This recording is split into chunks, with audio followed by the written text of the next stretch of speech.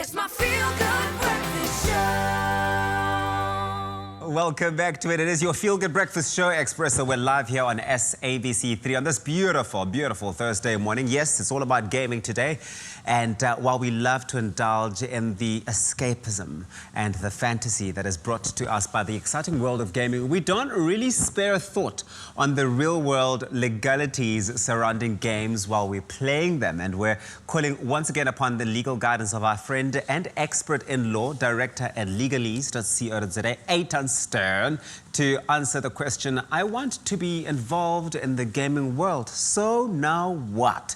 Eitan, good morning. Good morning. I honestly feel like we're talking about now the boring side of the whole gaming world. Well, sometimes sorry about you have that. to bring the balance, right? It's about finding that balance. Yes, it's all fun and exciting, but there are certain illegalities to it. There definitely are, but I think also at the same time, I noticed this industry is just booming. Totally. There's so many people being involved from so many different aspects. Yeah, They're 100%. playing, talking about, reviewing games. Selling. So, yeah, exactly. So, I mean, where does this all start when it comes to monetizing gaming, number one? Can you actually monetize it if I was something trying to get involved? And am I going to be taxed on what I make? I mean, what's going on here? So totally. So it's a big industry. I mean, we even landed up hiring a gaming lawyer at Legalese. Are you serious? And we kind of cater specifically for gamers and gaming companies because it's a booming industry. So you can make money on lots of different aspects of the industry. For one, obviously, creating games is a very lucrative area, and there's some South African games that have done very well internationally. Then also gamers. There's lots of ways for gamers to monetize their gaming through YouTube streaming, and YouTube allows you access to the advertising profits, to Twitch, where you can watch people play games, as I'm sure you guys know, and people can you can charge for subscriptions. You can charge people to watch. Is it earnings? Is it revenue? It's definitely revenue, and so SARS considers it revenue. So if you're making money from gaming, that's taxable revenue, whether you're making it in South Africa or it's been held abroad.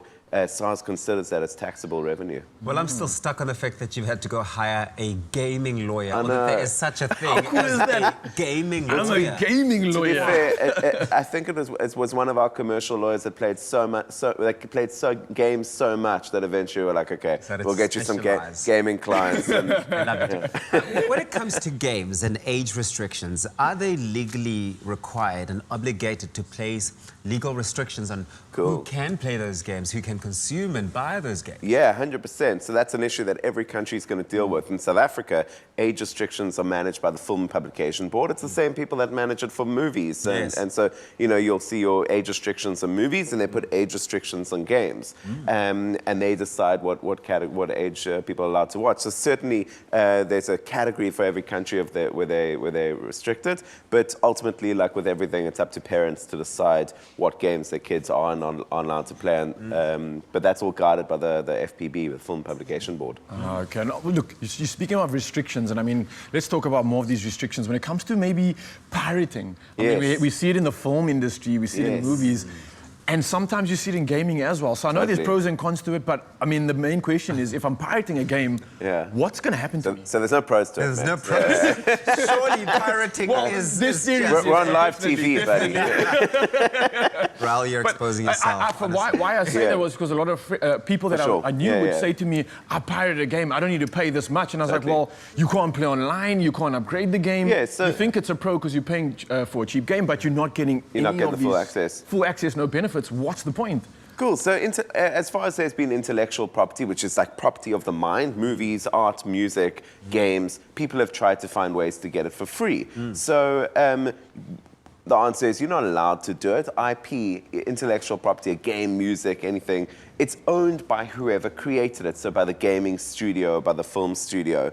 And as much as people have tried to find ways to pirate these things and downloading, the studios have tried to find ways to stop people from doing that. So the subscriptions is a great way because you can stop people getting updates or access to all the features. So, you know, it's everyone's kind of choice out there. The overall view against gaming is going to be, well, it's illegal, but also if you if you pirate your games, it means the studios aren't going to make money from creating them, so there's less incentive. So there's that sort of built-in incentive to pay for the IP that you're using. And clearly sounds like a big ecosystem of people involved in making these games, right? So you think a studio or network that makes games is just that, but there are so many people involved. You've got the Grant Hines of this world who've got to be getting paid for the work that they put into that space. You've got people who develop them and all of that. You got the gaming lawyers that You've got the gaming lawyers who clearly aren't cheap. I mean, look at Eitan. I mean, you know, rolling up here looking all so cool.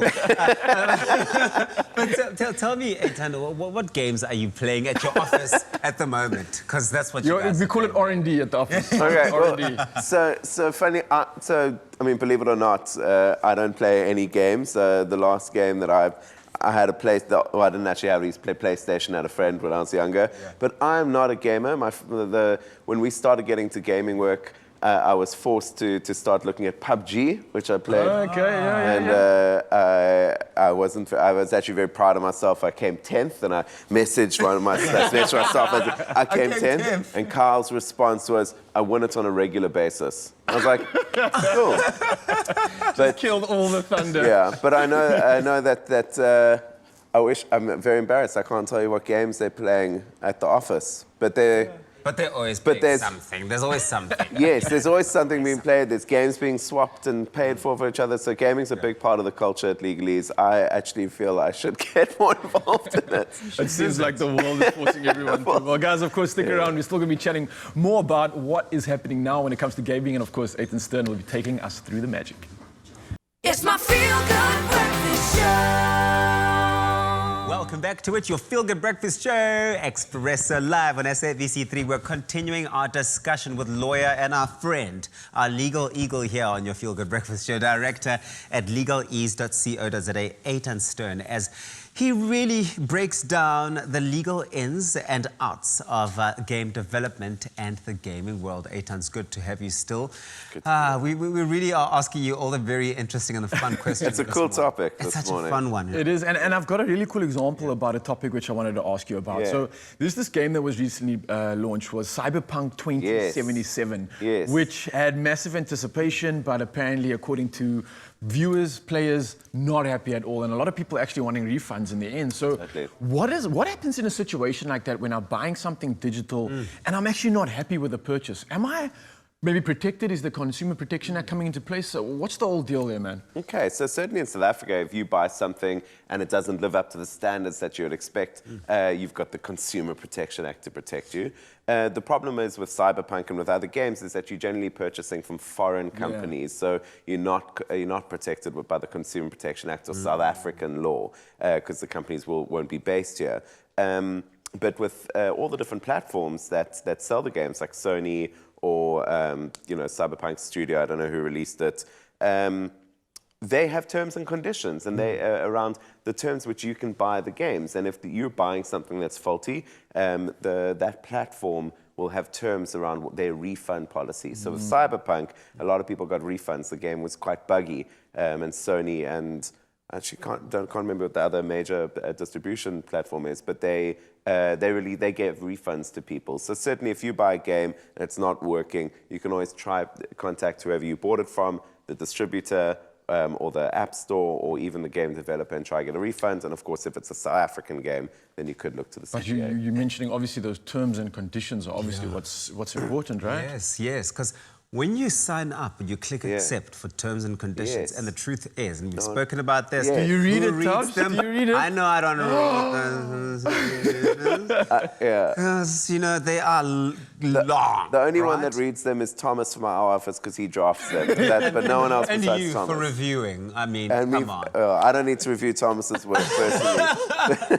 But what exactly are we accepting? What are we signing ourselves into when we do that? Cool. So it's like any contract. You're saying, look, I'm going to use this game, and here's the rules by which I accept to use the game. So it will contain stuff like what's the game going to do with your data, which we spoke about last week. What's it going to do with your data? You're agreeing to not try and modify the game at all, not try back engineer or to use the code for anything.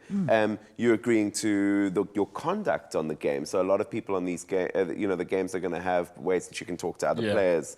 etc. So you agree to your conduct, that you're not going to be racist or sexist, etc. So there'll be a whole, there'll definitely be a refund policy. There'll be a policy around what to do if there's a dispute, if you have a dispute with the developer.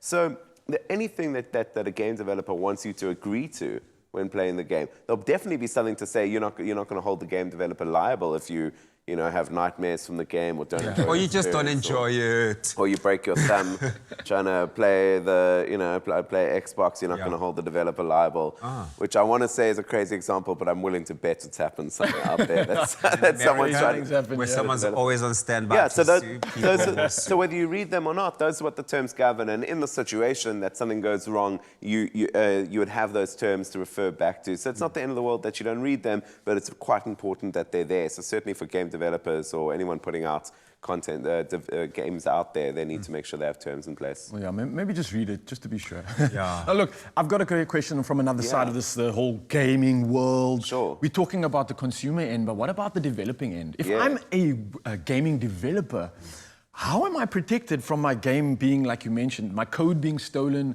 someone picking up on the idea and just creating a better version of it? Am I protected at all in that sense? Great question. And with Cyberpunk recently, the game developer, people were furious about it. The game developer got hacked and they stole the code and they're now holding it ransom. Oh, wow. So this stuff does happen. So certainly if you're a game developer, it's a very important thing to be thinking about. What do you do to protect your IP? And what you need to do is you need to, first of all, secure your IP properly.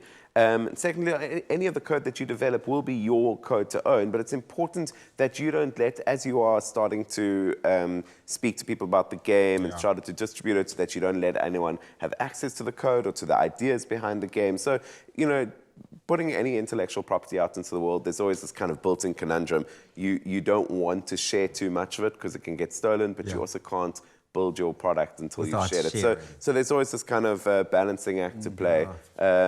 Come chat to our gaming lawyers. That's on. I was about to say, I feel like if I was ever to do anything, I'm just going to give you a call and legalese.co.za, of course. They'll sort it out for me. I need to just go print out all the T's and C's from the previous game that I bought. I mean, I need to go buy some paper first. But thanks so much, Eitan, for hanging out with us and for sharing all of this. Weigh in on the chat, please. Expresso Morning Show, SABC3, hashtag Expresso Show. Let us know what you think of the legal side when it comes to the world of gaming. It's a very interesting conversation.